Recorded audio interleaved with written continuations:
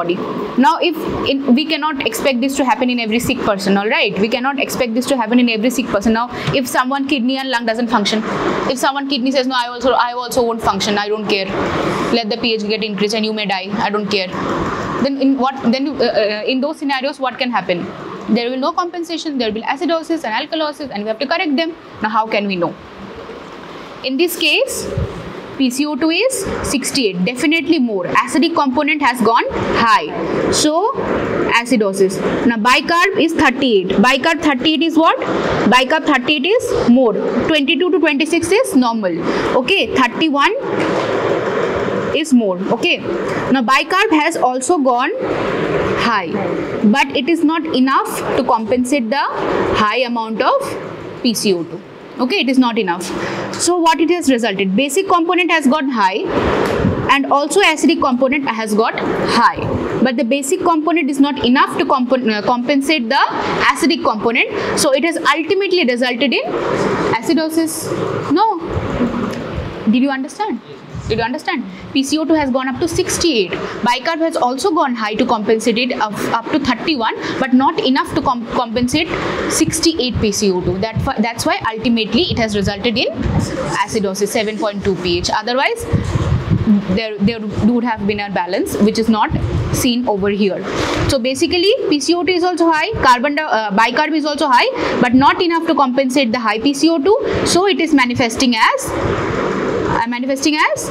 what? Reduced pH, acidosis. Clear? So you know how this acidosis is coming, where this acidosis is coming from. Now, primarily for what reason the pH is low here? Primarily for what reason? Because the PCO2 is high. PCO2 is extremely high. PCO2 is extremely high means what? Means what? PCO2 is managed by what? Lungs. Lungs. The lungs are not functioning well. That means what? Respiratory component is not functioning well. That means this acidosis is because of what? Respiratory acidosis. Clear? Clear? Clear or not? Very interesting. Don't you find it interesting? Very interesting. See? You don't have to mug up like that. You can easily diagnose ABG after seeing. And this is so powerful. You see ABG and you know, is it acidosis, alkalosis, metabolic or respiratory, and you can give the treatment accordingly and you can save a patient's life. How powerful is that? Okay, clear? This case is clear? This case is clear? Okay, now we will jump to the answer. We'll see. What is the most probable diagnosis and cause of the above clinical condition? What? Respiratory acidosis. Acidosis are of two types, metabolic and respiratory. Metabolic, we would call it a metabolic if it was because of kidney reason, because of bicarb reason. If bicarb would have gone low, then we have to call it metabolic acidosis. But because of PCO2 have got high, we will call it respiratory acidosis. Simple and clear? No mugging up needed? Okay, thank you. Probable diagnosis of patient, write the answer. Patient is suffering from respiratory acidosis. The patient has low pH, acidemia. The patient has high PCO2, respiratory acidosis, and high bicarbonate, metabolic acidosis, alkalosis. More precisely, the patient suffering from respiratory acidosis with compensatory metabolic alkalosis. Clinical presentation of respiratory acidosis is summarized in the table below. Okay, right, I'll tell, repeat. Patient is suffering from respiratory acidosis. It is the main diagnosis. Okay, highlight respiratory acidosis. The patient, I did not read the answer beforehand, I read it now. That's why I read it faster. The patient has low pH, acidemia. The patient has high PCO2, respiratory acidosis, and high bicarbonate. Bicarb is also high. Metabolic alkalosis. Alkalosis is there because bicarb has gone high, but it was there to compensate it. Okay. More precisely, patient suffering from respiratory acidosis with compensatory metabolic alkalosis. But the compensation was not enough. That's why diagnosis is respiratory acidosis only. Clear? No? A bit tricky, but very easy if you understand. Alkalosis. Clinical presentation of respiratory acidosis is alkalosis. Okay, written. Respiratory acidosis with compensatory. Suffering from with compensatory metabolic alkalosis.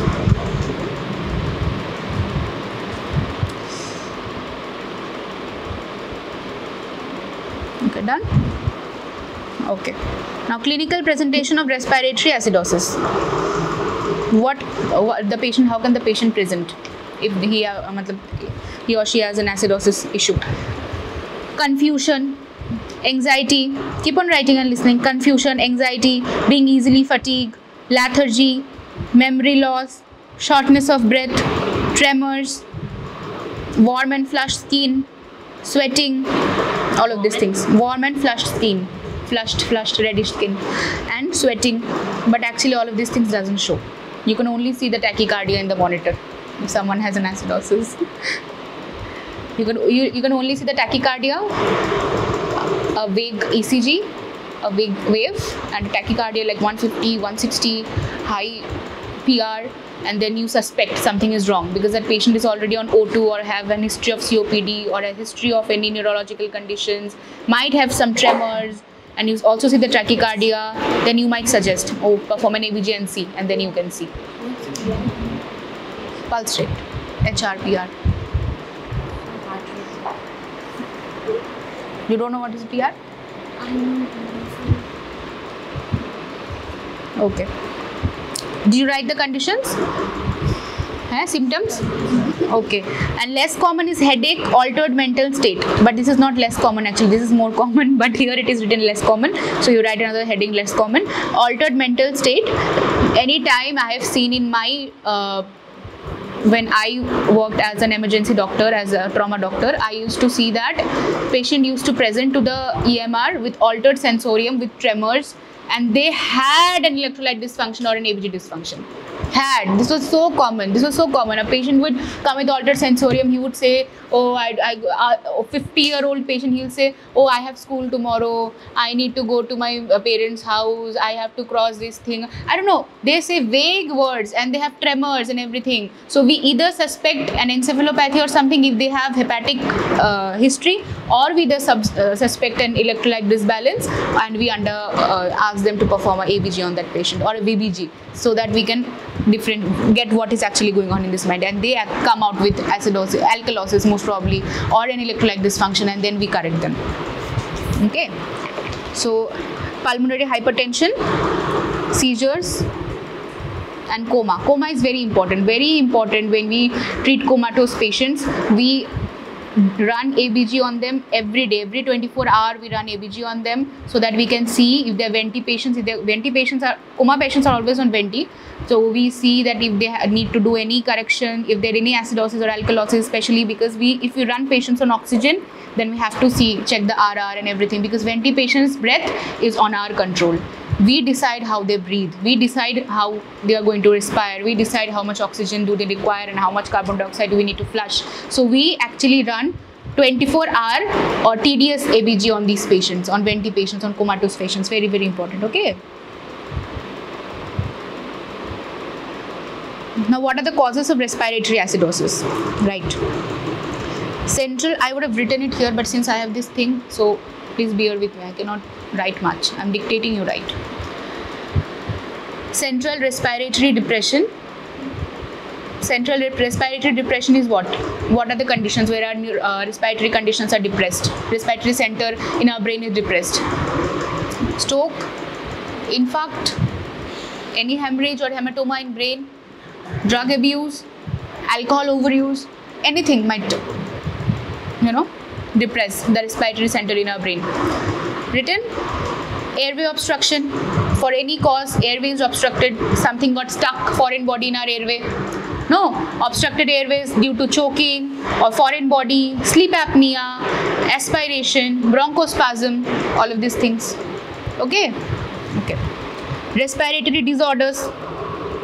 In this case only we have seen COPD, asthma, emphysema. COPD is only emphysema and bronchiectasis, okay? And pneumonia, pulmonary edema, fibrosis, all of these things, okay? Neuromuscular conditions, myasthenia gravis, multiple sclerosis, all of these things. Conditions that influence the muscle involved in breathing. What are the muscles that are involved in breathing? Main muscle, what is the most important muscle that is included in breathing? Diaphragm. Now breathing is an active process or passive process? Inspiration is active and expiration is passive. Yes, right. Okay. Conditions that influence the muscles involved in breathing, such as Guillain-Barre syndrome, GB syndrome, muscular dystrophy. You know what is a GB syndrome? You don't know? Transverse myelitis and GB syndrome? I'm really sorry. All the muscles in ascending or descending way starts getting paralyzed in our body for autoimmune reason or for idiopathic reason. Okay? Muscles of feet starts actually paralyzing from hand. It is called ascending paralysis of muscles. From hand, a patient with GB syndrome or autoimmune GB syndrome will first feel what? You don't have to write, I'm just telling you for your knowledge. I've seen GB syndrome patients, that's why I'm telling you. They actually start trembling and numbness and weakness from their legs. And these are ascending paralysis, and they will ascend to the upper part of their body, and then the limbs they feel it, and then the abdomen they feel it, and gradually they cannot able to move their diaphragm. It comes to the chest and the diaphragm gets involved and they can't breathe and they have to be intubated at emergency basis. Okay, this is what is GB syndrome. We do 5 days steroid therapy in these patients, GB syndrome patients.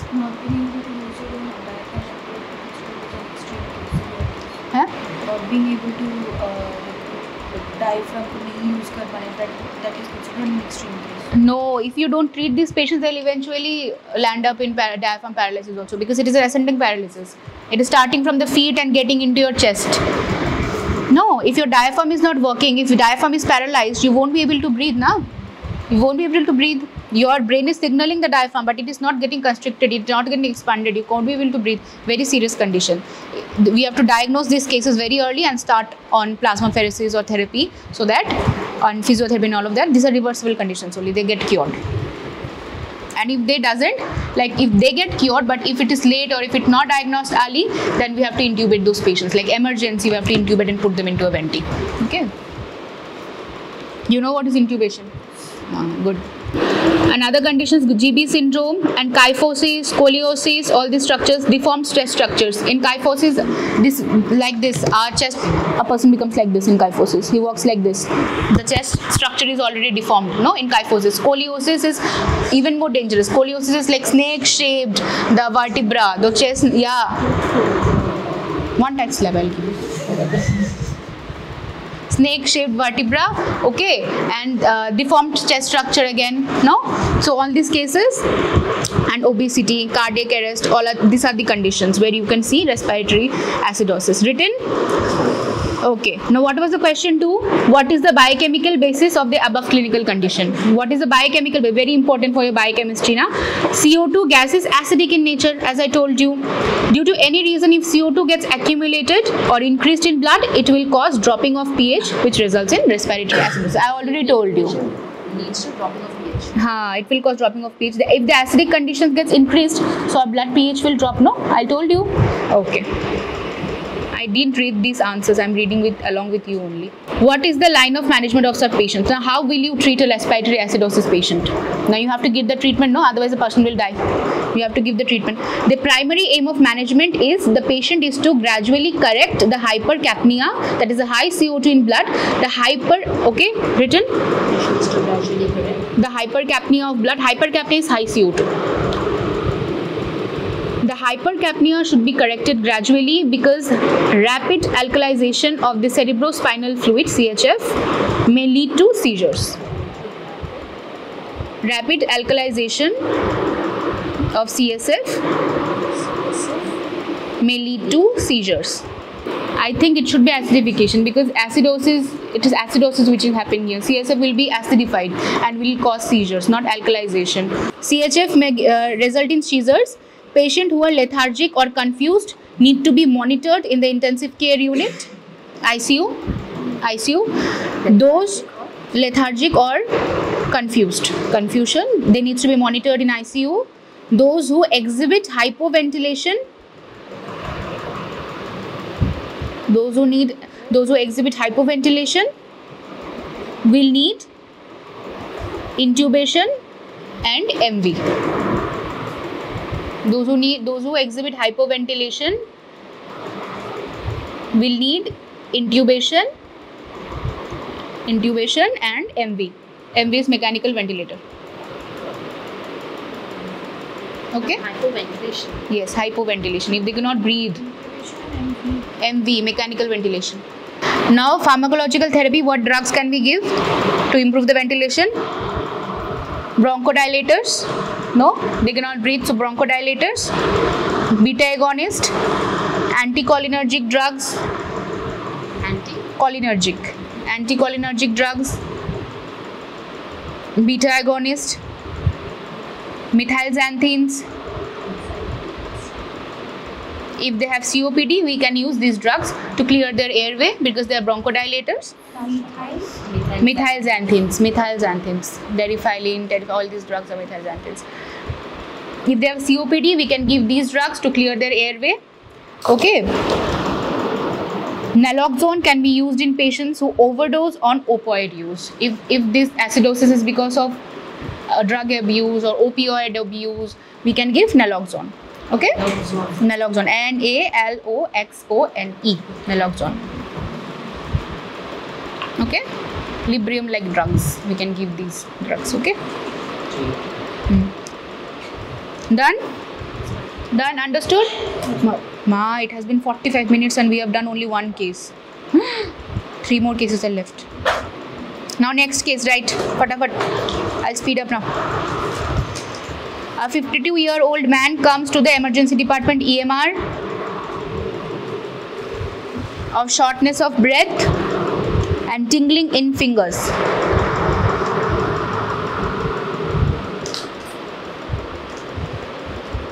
He is retired and living alone.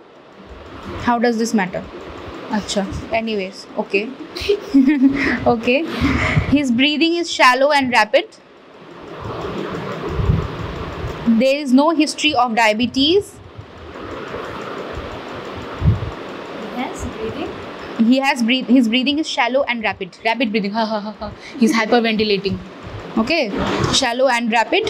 And there is no history of diabetes. T2DM. Type 2 diabetes. T2DM. Hypertension. HTN. I'm telling you short forms also how to write. You should know these short forms. T2DM, HTN, and other systemic illness. HTN is hypertension. Yes, HTN. Systemic illness. History reveals that he was on several anti-anxiety medications.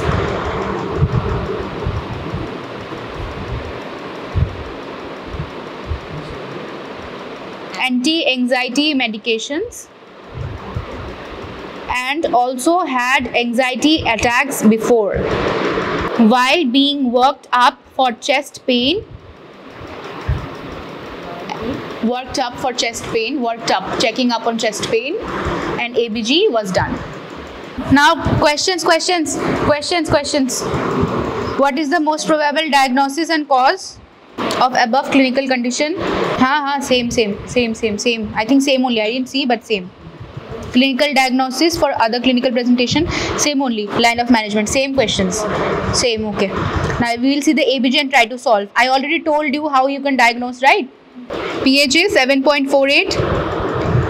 PCO2 is 28.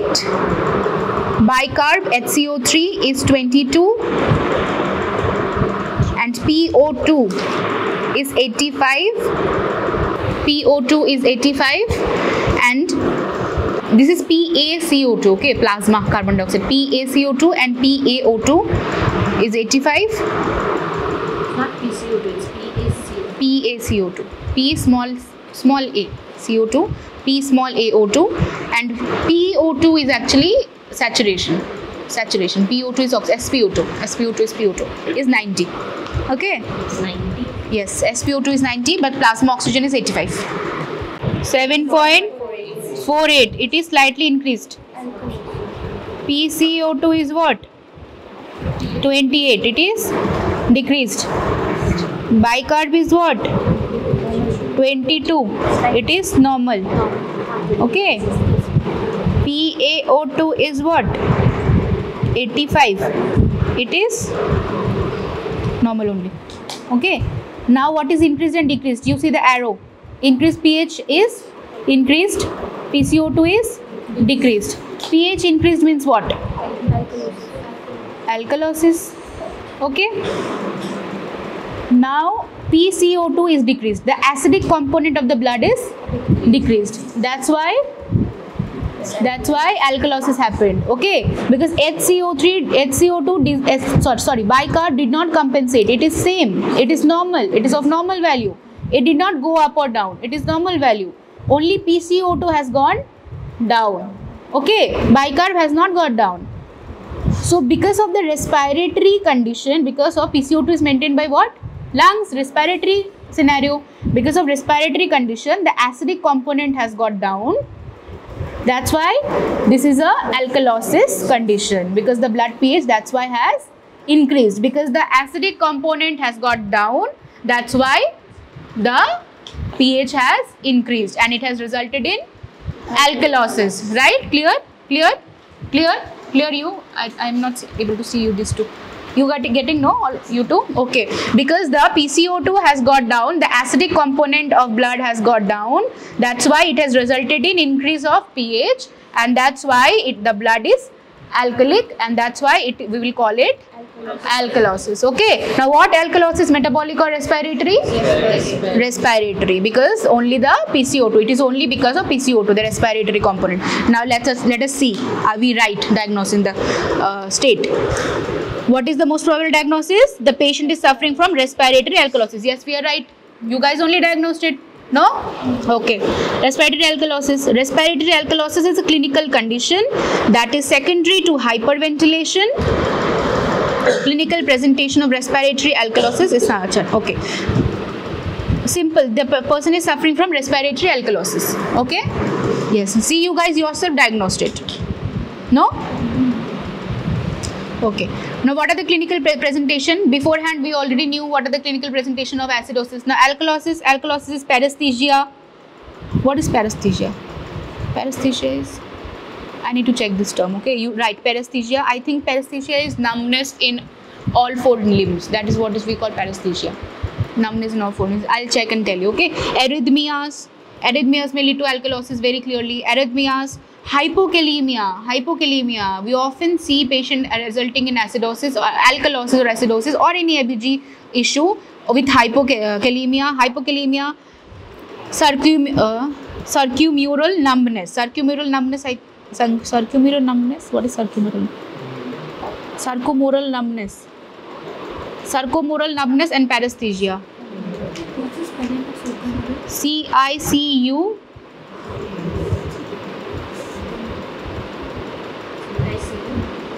RMOROL, sarcomoral numbness and paresthesia. I'll tell you these two other ones. Okay, dyspnea, confusion, muscle cramps, seizures, hypocalcemia. Okay, confusion, seizures, dyspnea, tetany, hypokalemia, hypocalcemia. You read hypo-K, like that you write. Okay, done? These are the presentations. Okay. Now, what are the causes of alkalosis? Causes? Anxiety, sepsis. This person had anxiety. No? This person had anxiety. Anxiety, sepsis, central nervous system stimulation, CNS stimulation,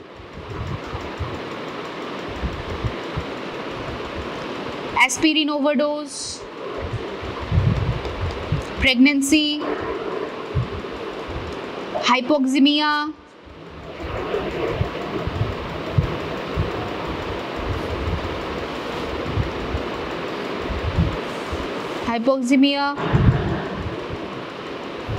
hyperthyroidism. Done?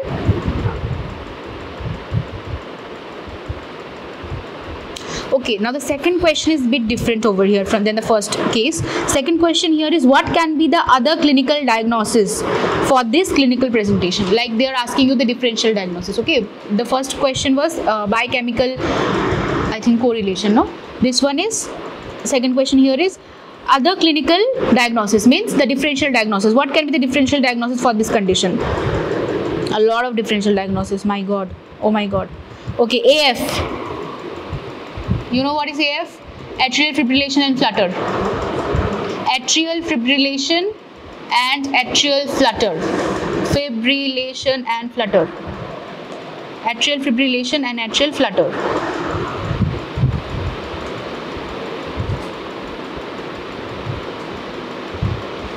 AF. Okay. Tachycardia, tachy.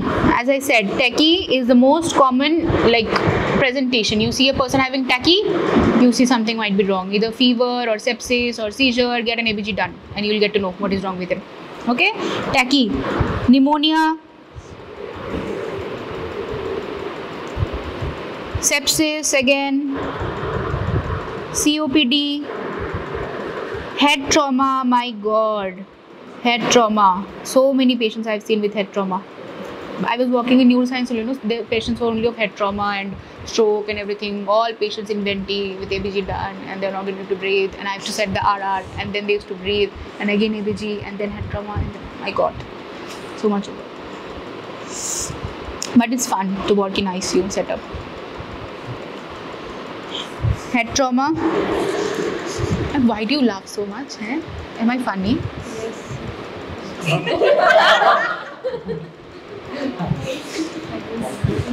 a good way, very good. Okay. Meningitis.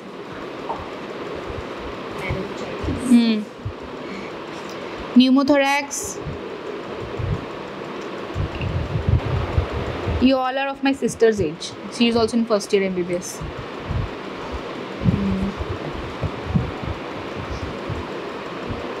Pulmonary edema. Salicylate toxicity. My God, salicylate toxicity. What we will do with acidosis in such cases? We have to salicylate toxicity. Salicylate toxicity. Theophylline toxicity. Theophylline is a drug. Okay. Theophylline toxicity. Heat stroke. Heat stroke. Community acquired pneumonia. CAP. Community acquired pneumonia. Whatever. All these things are very vague. Okay, done? Okay. Now what are the line of management? How can we manage these patients? Respiratory alkalosis itself is not life-threatening and management is based on underlying etiology. Other supportive treatments may include, okay, it is not life-threatening as they say. We will only manage the underlying etiology because see, so many causes are there. Sepsis, central nervous system, aspirin, pregnancy, cirrhosis, hypoxia. Causes, no, we'll treat the underlying cause. So it will get be treated on its own. The correction will be done on its own. If you treat the underlying cause, it is not life-threatening. Supportive treatment we will do. Administering an opioid, pain reliever or anti-anxiety medication to reduce the hyperventilation. Okay, opioid, painkiller if someone has pain or anxiety, then opioid, benzodiazepines. Providing oxygen to help keep a person from hyperventilating. This person was hyperventilating. No, the breathing was shallow. If a person is hyperventilating, RR is more. The person will get fatigue more. His respiratory muscles will be fatigued. You know, suppose your respiratory muscles are overworking. They are working more and more, like hyperventilating. At one time, the muscles will get fatigued. So we have to give him oxygen support in these cases. No, we'll give him oxygen support if he is hyperventilating.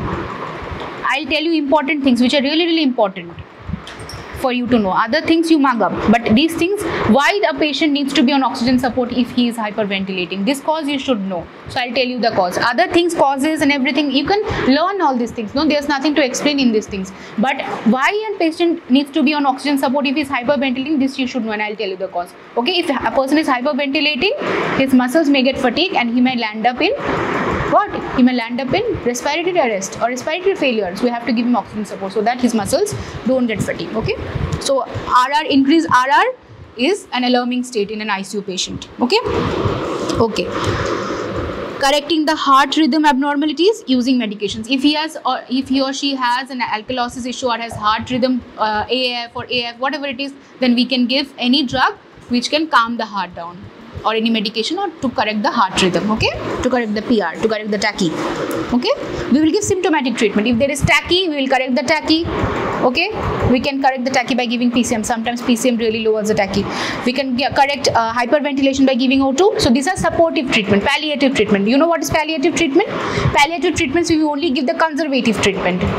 Treatment what is needed, supportive treatment. And underlying treatment is what? Underlying treatment is when we treat the pathology, when we treat the etiology. That is pathological treatment, that is etiological treatment, treating the underlying cause. And palliative treatment, supportive treatment, conservative treatment is what? When we treat the conditions. When we treat the conditions. Okay, clear?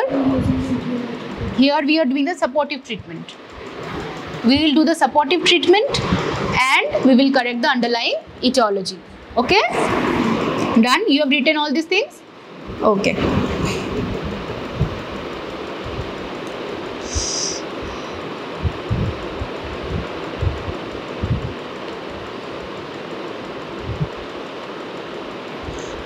You give me reviews, okay? If I need to change anything regarding my way of teaching you all, or you are comfortable, you tell me. I'll work on that. Okay? Hey, did you listen what did I say, or you were talking? No. Both of you?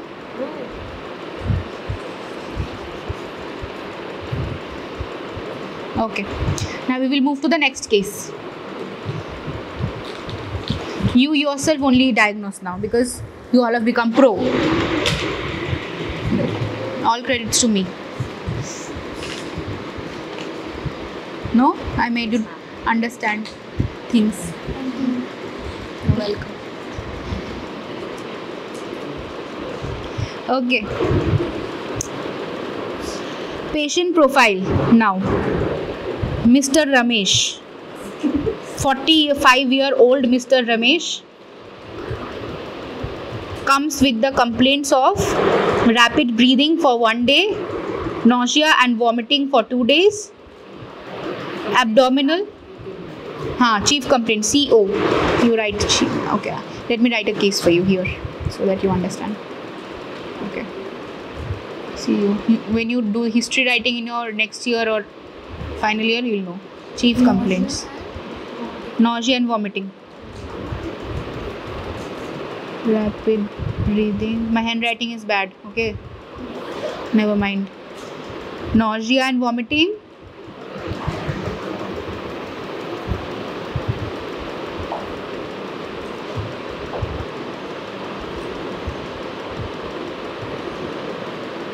Abdominal pain.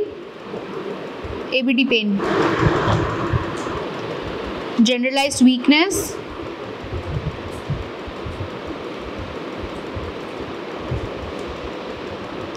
Confusion and drowsiness.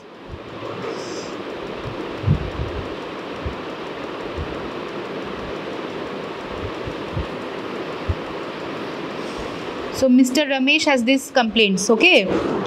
Now HOPI is what? Mr. Ramesh was brought to the EMR with complaints of fatigue, nausea, vomiting, all of these things, abdominal pain, and he has not taken. His family reports of poor appetite and confusion. He has not taken. No, right. His family reports of poor appetite and confusion.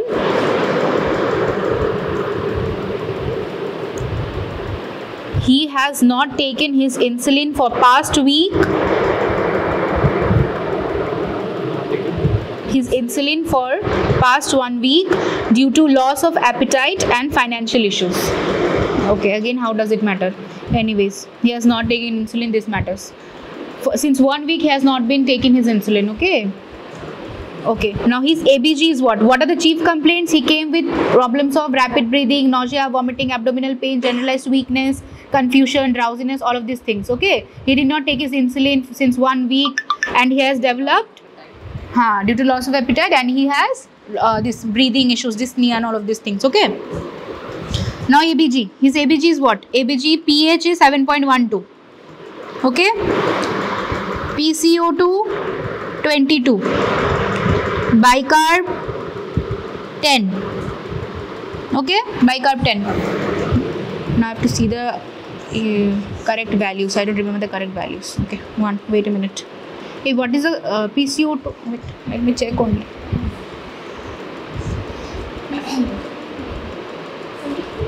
PCO2 22, bicarb 10. Bicarb, you said 22 to 26 is normal. Normal, I have to see. Normal ranges I don't remember, right? One of you write down the normal ranges so that I have to go back, don't have to go back to it again and again.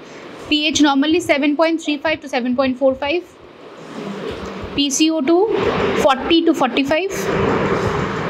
40 to 45. And bicarb is 22 to 26. 20 to 26. 22 to 26. Okay. 22 to 26. Okay.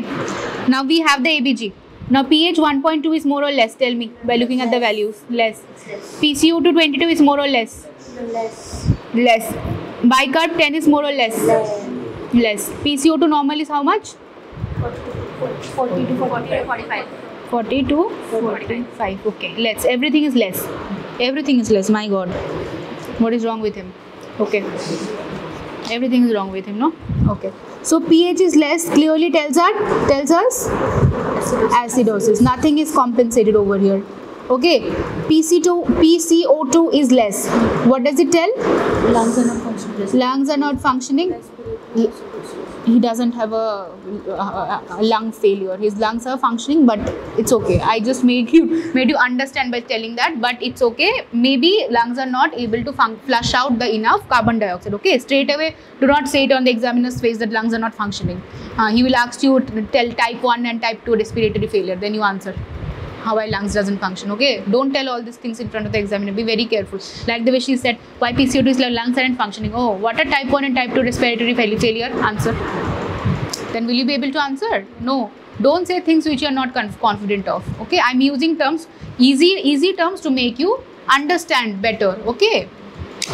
PCO2 is less means PCO2 is less because PCO2 gases are a component of our lungs. Our lungs manage our gases. Okay. If there's a possible change or a problem in the gases transfusion or the gases exchange because of respiratory unit, not because the lungs aren't functioning or he'll die out of RF or something like that, respiratory failure, or he has respiratory failure. Because gases exchange is a respiratory component, that's why we say that it is a respiratory problem. Okay. Okay, so pH is less, we can straight away tell it is acidosis. PCO2 is less, that means what? That means no. First try to diagnose it like that. Because of what? The acidic component has got down. Acidic component has got down. No.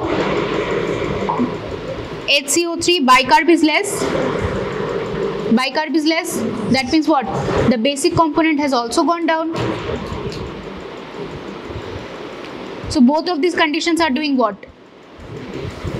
Both of these conditions are doing what? This is actually a case of metabolic acidosis and respiratory acidosis.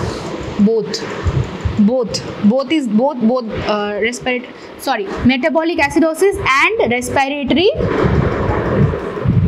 What? PCO2 has gone down.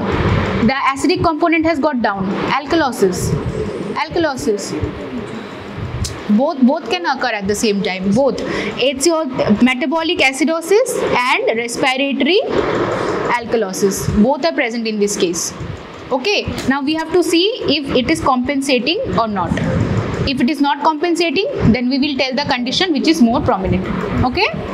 Both. But you won't write both. I'm just making you understand because both are prominent over here. I cannot, create a confusion by not telling this is not a condition of respiratory acidosis or something. Okay.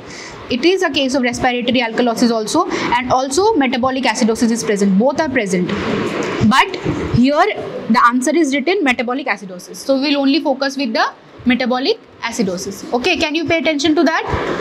In this condition, I have given you the formula how you can diagnose. You can yourself see PCO2 has gone down, acidic component of the blood has gone down, so alkalosis will occur here, and the basic component of the blood has gone down, so acidosis will occur here. This is metabolic, this is respiratory. Respiratory, alkalosis, metabolic, acidosis, both are present.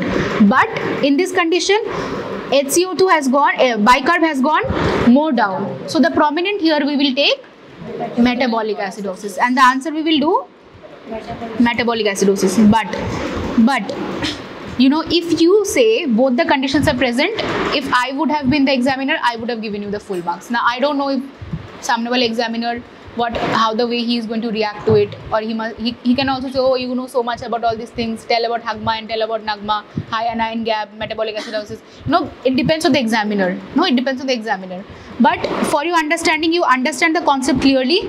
Here the answer is written metabolic acidosis, so you go with the metabolic acidosis only. But for your understanding purpose, you all know now how to diagnose acidosis and alkalosis. Now, in the first cases, there were two conditions present, if you remember. Open the first case, see the answer, diagnosis. Metabolic alkalosis, both the answers were present, no? Both the answers were present, both can be there. In first case, there were two conditions, both the conditions were present, okay? So we said both, but here the answer, they have written metabolic acidosis, okay? Since it is not compensated also, so acidosis, you can say both, you can say metabolic acidosis and respiratory alkalosis, your answer is perfectly fine. Nobody can raise a question, okay? Perfectly fine. But if you say acidosis, it's fine. If the examiner asks more, okay, only acidosis, nothing more, then you can say, no sir, alkalosis is also there, respiratory alkalosis is also present here, okay? If the examiner asks, okay? Otherwise, if such cases come, you can say both also. Nobody can cut your answer, okay? But I don't think they will ask you these cases where both the conditions are present, because at your level, if you can only diagnose one condition in a single case, I think that should be more than enough. In first year students, that should be more than enough. Nothing more than that is needed. Here, it is a complicated case where both the scenes are present. Okay, I hope you won't get such questions where both the scenarios are present. You can easily see alkalosis, acidosis, and that should be more than enough. So you understood, no? You can diagnose, no? Clearly? Okay, that's what I need. If you can diagnose, you can solve anything, right? If you know the formula, you can solve anything. Otherwise, you have to like mug up and see the values and everything. If you know the formula, you can diagnose. Clear, no? Okay. What is the management plan then? How can we manage? Metabolic, IV fluid resuscitation, okay? You are understanding my class or not, guys? Yes, sir. IV fluid resuscitation. We will administer fluid. Resuscitation. Resuscitation. RESUSCITATION.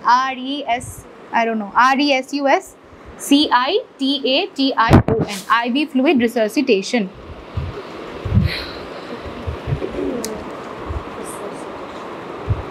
If the patient has dehydration, we will correct the dehydration. Correct the dehydration by IV fluid resuscitation, by normal saline, NS or RL, whatever. Okay?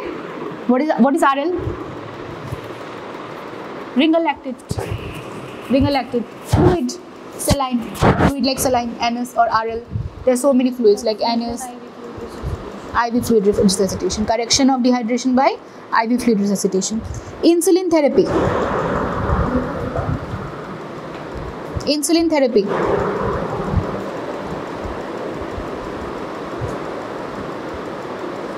IV insulin, regular insulin. We'll give IV regular insulin therapy, okay? Electrolyte correction. Electrolyte correction is very, very prominent. I'll show you one ABG also, real life ABG, where electrolyte correction, I have given the correction on my own, I'll show you that, okay? Electrolyte correction, everything, hypokalemia is happening, hypercalcemia is happening, and all of these things are happening, so many things are going on. Electrolyte dysfunction, sodium is lowered, calcium is lowered, potassium is lowered, chloride has gone high, all these are electrolyte dysfunction. So we'll correct the electrolyte correction also, we'll give electrolyte correction also. Bicarb therapy, we only give bicarb therapy if the pH is lowered less than 6.9. If the pH is less than 6.9, then only we will administer bicarb. Okay, 100 ml bicarb mixed with NS. We run it over 2 hours, but you don't have to write that. I'm giving you for just an insight to make you understand or make it more relatable. Okay, understood? Understood. Can we move to the next case now? Okay. Let me show you electrolyte disbalance ABG. See, in this ABG, everything has gone low. See, if you can interpret. Here first, see. Don't tap on anything else. See, everything has gone down. Electrolyte disbalance, sodium, potassium, calcium. We load all these things in an infusion pump and we run it over 2 hours to correct this electrolyte disbalances. ABG correction. This is an ABG. This is what an ABG really looks like in real life. Okay. Done? Can we move to the next case now? Last case. Last case. Last case, class. Pay attention. Okay. So patient profile is Mrs. Shalini, 60-year-old female. 60-year-old female. She has, yes, 60.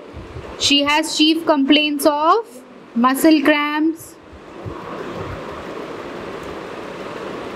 weakness.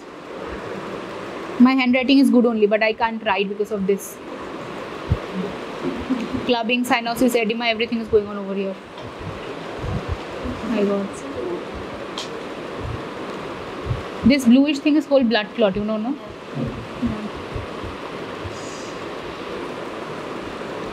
Dizziness, shortness of breath,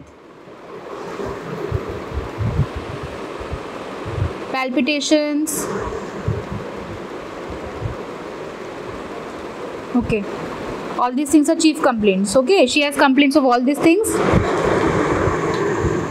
She also noted mild shortness of breath and heart, mild shortness of breath and heart and palpitations. And palpitations, you write. And palpitations. She had been self-medicating. Very smart woman. She has been self-medicating. Her ABG is pH 7.51, PCO2 47 and bicarb 34. You tell me what is wrong with her. pH is lowered or higher? Higher. PO2 is lowered or higher? Normal. Bicarb is lowered or higher? Higher. So the basic component has gone up. The basic component has gone up. So the alkalosis. Alkalosis is because of what component? Bicarb component. Metabolic reasons. Metabolic reasons. So metabolic alkalosis. Simple. Very good. Okay. So you have diagnosed it. You have become pro now. Now you tell me the RX management. Discontinue or reduce diuretic therapy. Or reduce diuretic therapy.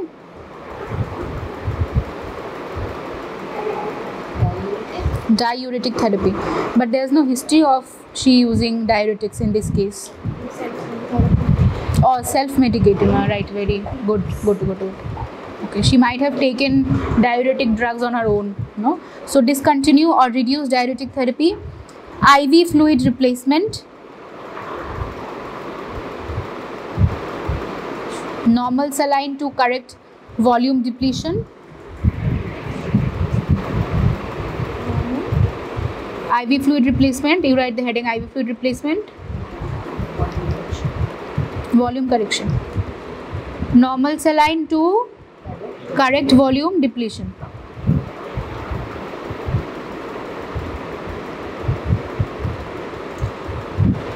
Potassium chloride supplementation, KCl supplementation.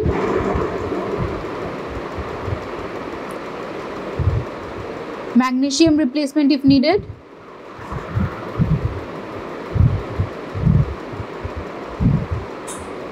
Monitor electrolytes and ABG.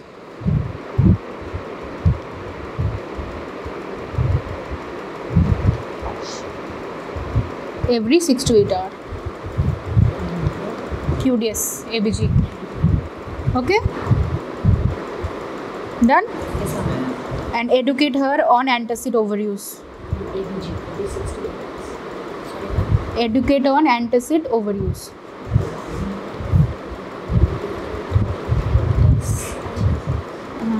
The history is kind of incomplete now. Antacid, Digene. Okay. I think we are done.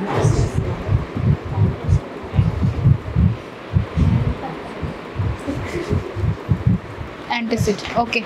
Take. Okay. So you understood? Clear?